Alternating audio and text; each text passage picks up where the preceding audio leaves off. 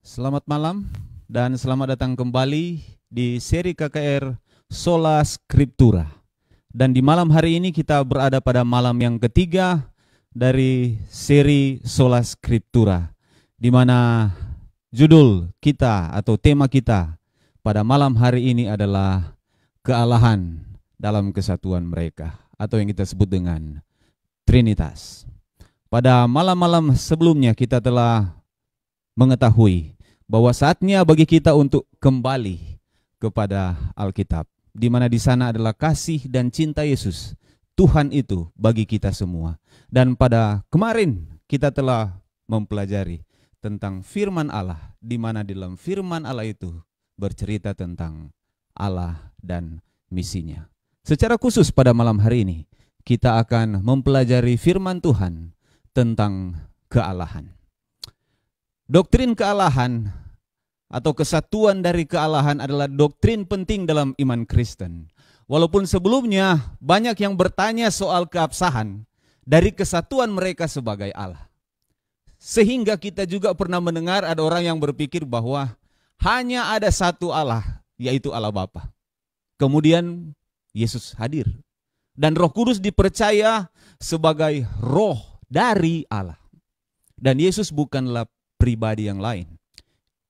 Dia adalah Bapa. Anak Allah hanyalah nama dari Allah itu sendiri. Ada pandangan juga lain yang menyatakan bahwa Allah Bapa adalah tetap satu-satunya Allah, hanya satu. Dan Yesus pada satu titik waktu tidak eksis dalam satu titik waktu kealahan itu.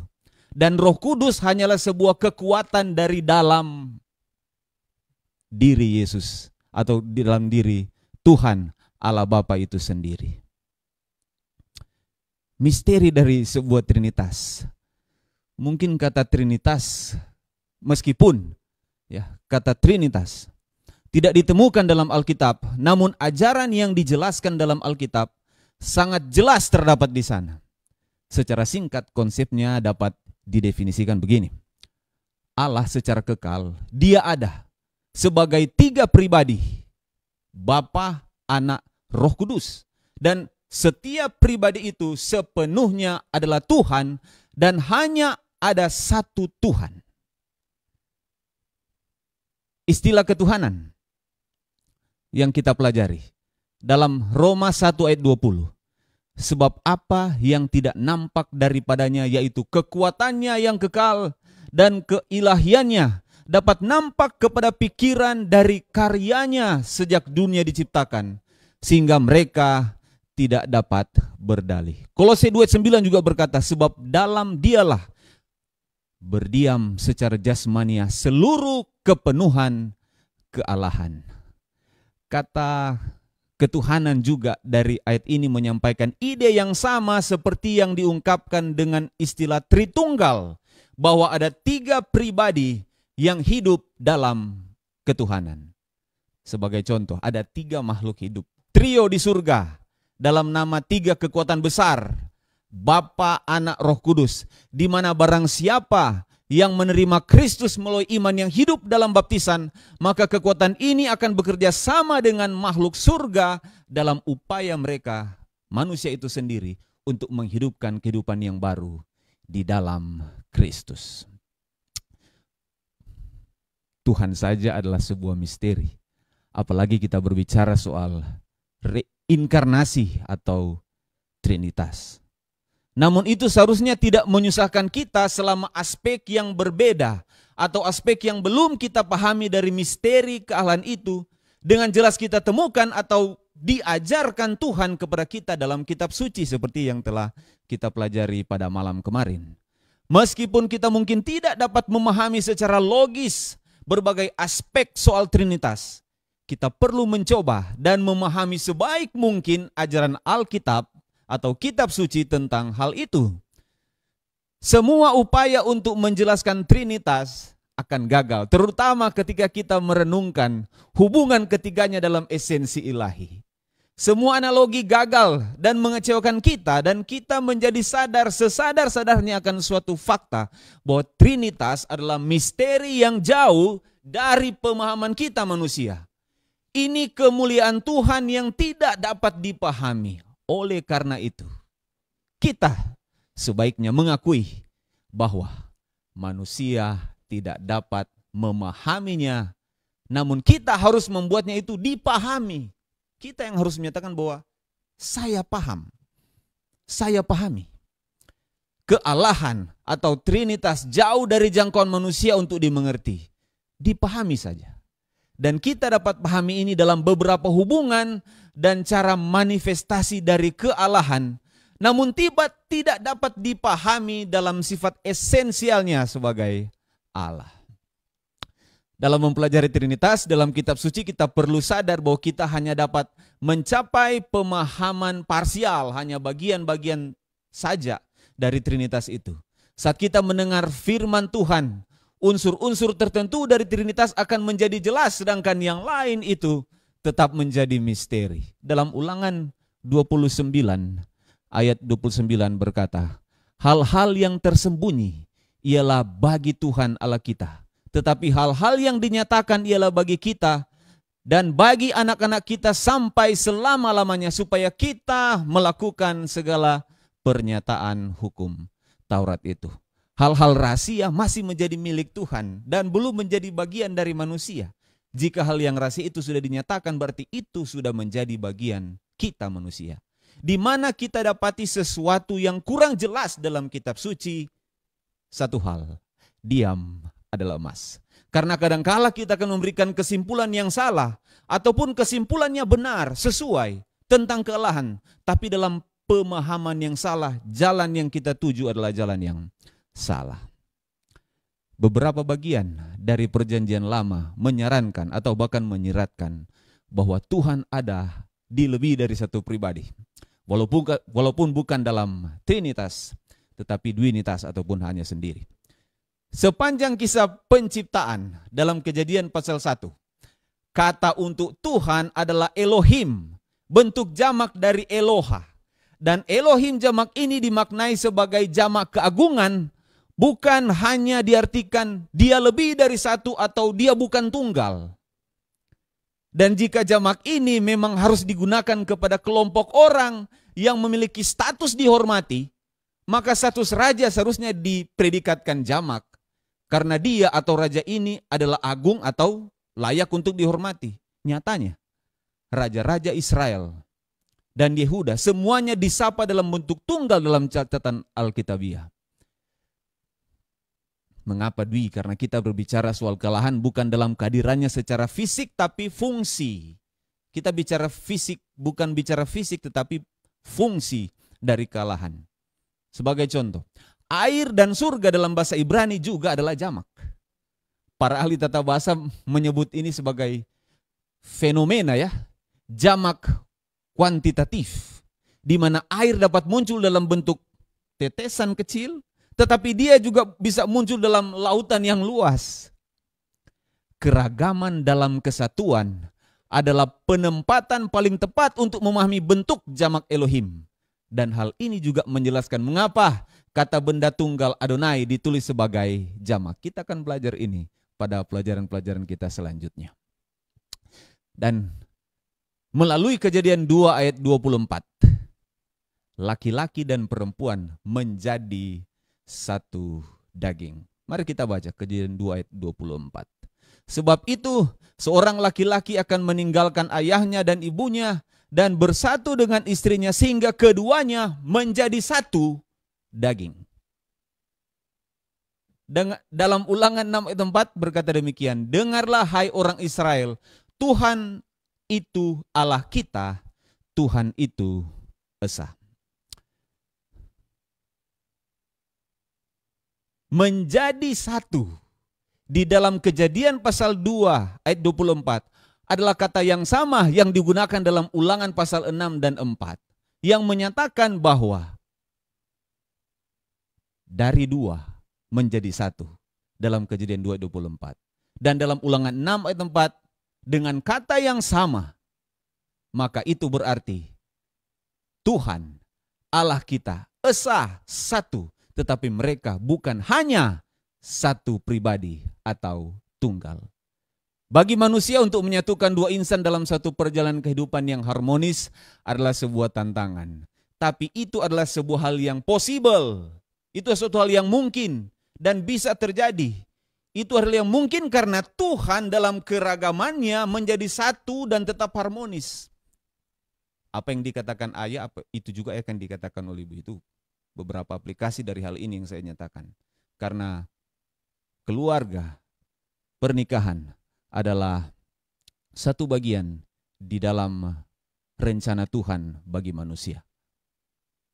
Kejadian 3 ayat 23 berkata, berfirmanlah Tuhan Allah, sesungguhnya manusia itu telah menjadi seperti salah satu dari kita, tahu tentang yang baik dan yang jahat.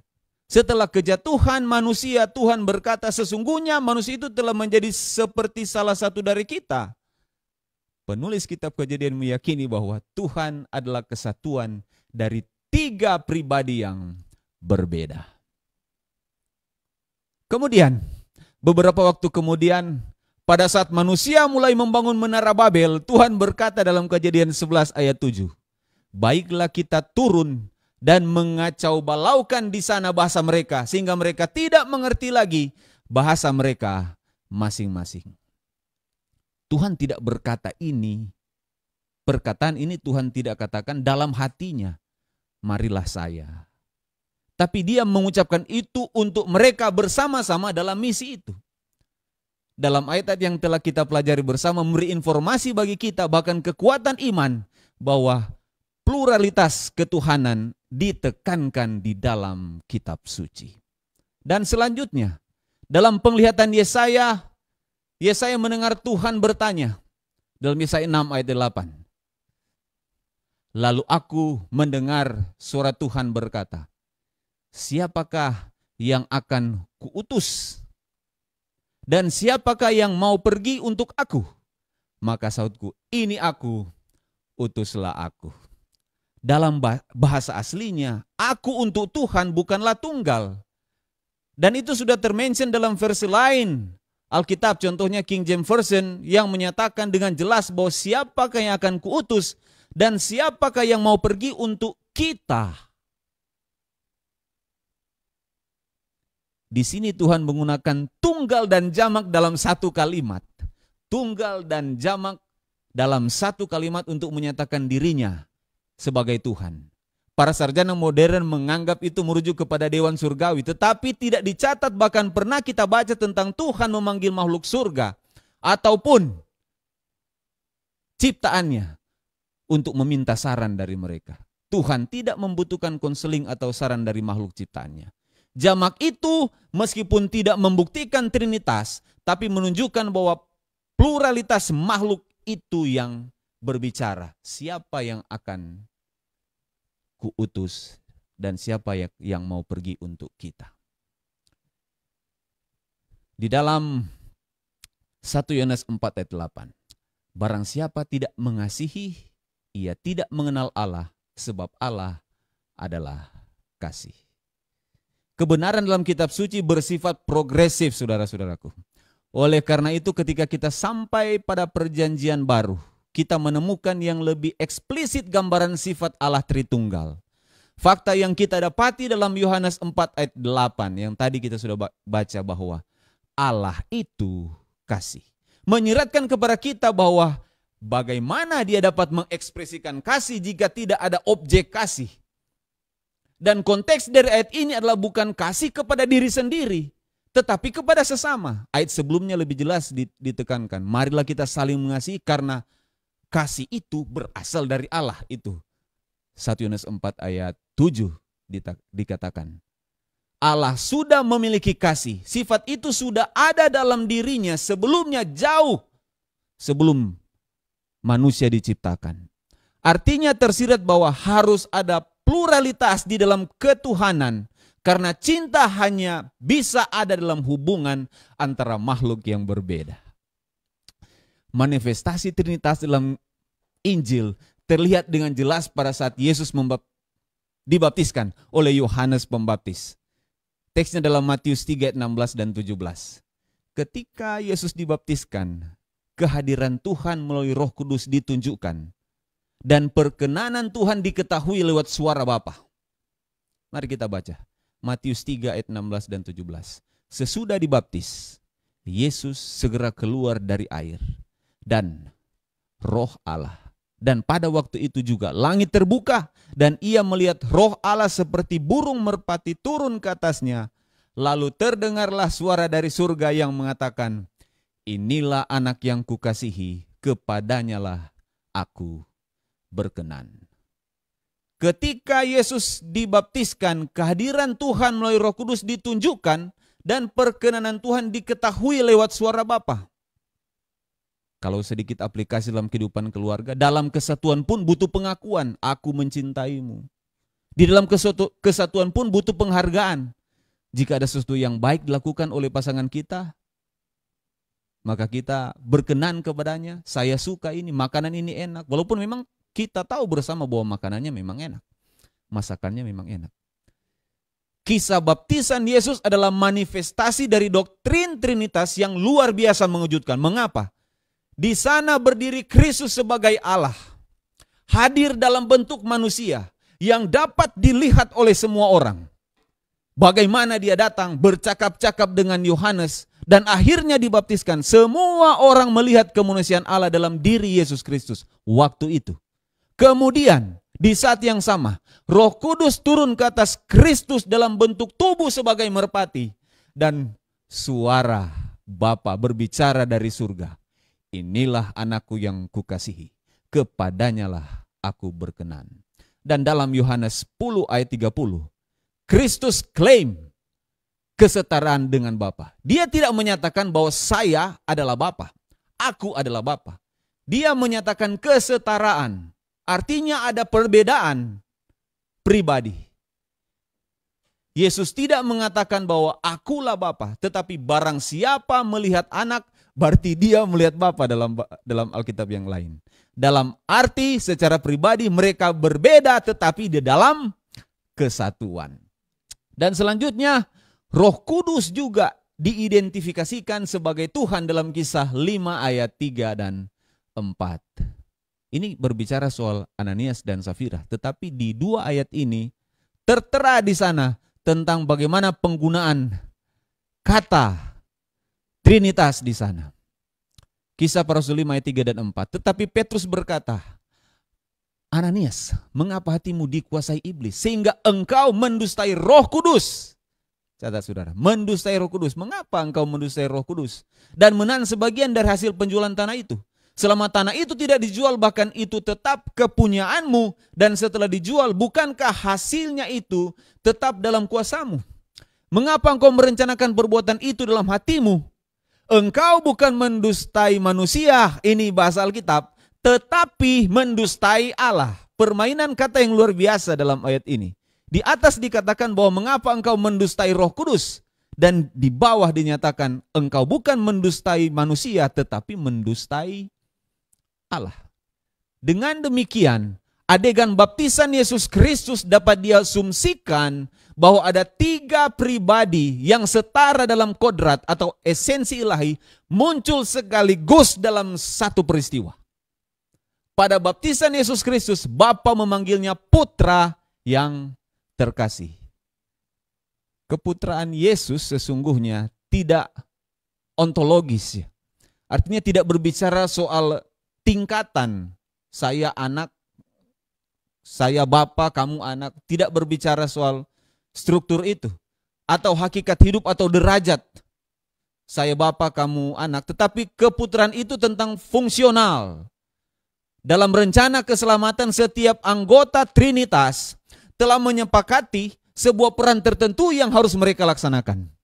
Ini adalah peran untuk tujuan, pencapaian, bukan perubahan esensi atau status. Ketika mereka bekerja, bukan berarti mereka langsung turun derajatnya. Ketika Yesus bekerja, bukan berarti dia turun derajatnya. Ada yang turun, ada yang naik. Semua bekerja dalam fungsi yang berbeda, tapi dalam kapasitas yang sama. Dan selanjutnya, saudara-saudaraku yang kasih, Yohanes 14 ayat 16. Aku akan minta kepada Bapa dan Dia akan memberikan kepadamu seorang penolong yang lain supaya Ia menyertai kamu selama-lamanya. Roh Kudus sekarang menempatkan dirinya di bawah. Roh Kudus menempatkan dirinya di bawah untuk membantu pelayanan dari Yesus Kristus, Allah Anak. Seperti kehendak Bapa, tetapi ini pun tidak menyeratkan bahwa Roh Kudus itu kurang dari mereka karena dia hanya sebagai pembantu dalam hal ini. Sebagai contoh, seorang pemimpin perusahaan melaksanakan tugas bawahan, bukan berarti secara otomatis dia menjadi bawahan. Kedudukannya tetap, namun mengemban tugas yang berbeda. Dan selanjutnya, di akhir pelayanannya, kita ingat ini, The Great Commission, Matius 28 ayat 19. Yesus memberitahu kepada murid-muridnya bahwa mereka harus pergi dan menjadikan segala bangsa murid dan membaptiskan mereka dalam nama Bapa, Anak, dan Roh Kudus. Matius 28 ayat 19. Hal ini sudah menjadi tata upacara keagamaan bagi mereka yang masuk dalam kepercayaan Kristen.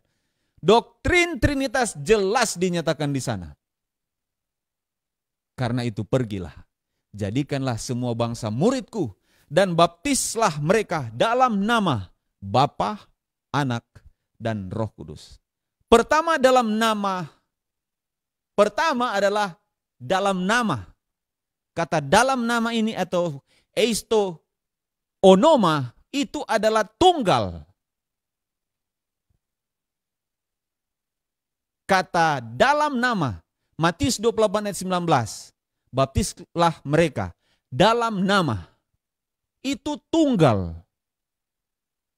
Jadi dalam nama Bapa, Anak, Roh Kudus. Bukan jamak. Baptislah mereka dalam nama-nama. Bapa, Anak, Roh Kudus. Tapi hanya satu nama, tunggal. Tapi disebut itu adalah 3 pribadi. Bapa, Anak, Roh Kudus. Tetapi tunggal. Untuk dibaptis dalam nama 3 pribadi dari Trinitas. Berarti kita yang akan dibaptis harus mengidentifikasikan diri mereka masing-masing satu persatu. Tetapi mereka esa, mereka satu. Yohanes 1 ayat 1 sampai 3.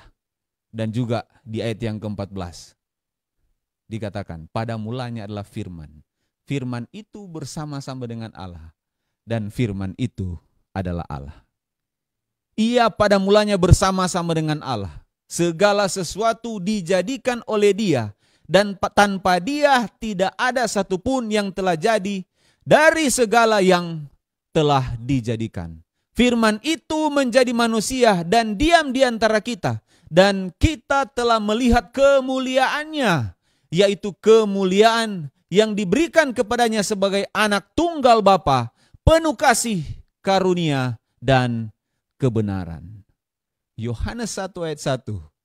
Pada mulanya adalah firman. Dan firman bersama-sama dengan Allah. Dan firman itu adalah Allah. Frase pada mulanya merujuk kita untuk kembali ke awal waktu. Jika dia berkata pada mulanya, di mana pada awal mula segala sesuatu belum diciptakan, Dia sudah ada. Dia sendiri tanpa awal. Ini merupakan cara lain untuk mengatakan bahwa Dia adalah abadi. Firman itu bersama-sama dengan Allah dalam teks Alkitab dikatakan. Memberitahukan kepada kita bahwa firman adalah orang atau satu pribadi yang berbeda atau terpisah karena firman bukan di dalam Allah tetapi bersama-sama dengan Allah. Dia tidak mengatakan saya berada di dalam, tapi bersama-sama dengan Allah. Karena Bapa dan Roh Kudus adalah Allah, maka kata Allah termasuk dalam anggota dari Trinitas. Dan firman itu adalah Allah. Secara harfiah dapat dikatakan dan Tuhan adalah firman. Bisa dibalik. Firman itu bukan emanasi atau hanya sebuah pancaran sinar dari Tuhan, tapi Dia adalah Tuhan juga itu sendiri. Sementara ayat 1 dari Yohanes pasal 1 tidak memberitahu kita siapa firman itu. Namun di ayat 14 dengan jelas mengidentifikasikan dia sebagai Kristus. Kita baca kembali, firman itu yang tadi dikatakan pada mulanya adalah firman. Firman itu telah menjadi manusia dan diam di antara kita. Dan kita telah melihat kemuliaannya. Kita sekarang mampu melihat siapa firman itu. Selanjutnya, sekarang ini doktrin Trinitas. Dalam apa yang kita temukan dalam perjanjian lama dan baru. Menghasilkan jawaban yang tegas bahwa ketuhanan ada dalam pluralitas, bahwa Yesus adalah Allah. Hidup bersama sejak kekekalan dengan Bapa. Dan bahwa Roh Kudus adalah pribadi ketiga dari ketuhanan. Ketuhanan dari Allah, kesatuan dari Allah. Tuhan itu atau Trinitas artinya kita memiliki Allah. Tiga pribadi yang utuh. Ketika segala sesuatu ada pada mulanya, dia sudah ada. Ketika kita diciptakan, dia sudah ada. Dan dialah yang menciptakan segala sesuatu itu. Trinitas adalah tiga pribadi yang kekal, yang memiliki kedaulatan atas dunia ini, yang dalam menjalankan misi pribadi itu memfungsikan diri mereka sebagai Bapa, Anak, Roh Kudus dalam kesetaraan dan kedaulatan yang sama dan tetap esa dari dulu sampai sekarang. Tuhan memberkati kita pada malam hari ini. Mari kita satu dalam doa. Bapa kami yang bertahta di surga, kami bersyukur berterima kasih untuk kehadiran-Mu di atas dunia ini, yang menuntun kami untuk mengerti bahwa segala sesuatu yang tersirat, bahkan tersurat dalam Alkitab, harus kami pelajari. Dan malam hari ini kami mengerti, kami pahami bahwa Engkaulah Allah, tiga pribadi dalam keutuhan, yang bersatu di dalam kealahan, mau menuntun memberkati kami malam hari ini, untuk mengerti bahwa Engkau kasih dan penuh kasih sayang. Dan mampukanlah kami pada malam hari untuk mengerti rencana Tuhan dalam kehidupan kami, lewat kematian Yesus di kayu salib dan rencana keselamatannya. Terima kasih Tuhan untuk tuntunan-Mu, terima kasih untuk firman-Mu. Berkat melimpah menjadi bagian kami. Di dalam nama Yesus Kristus kami berdoa. Amin.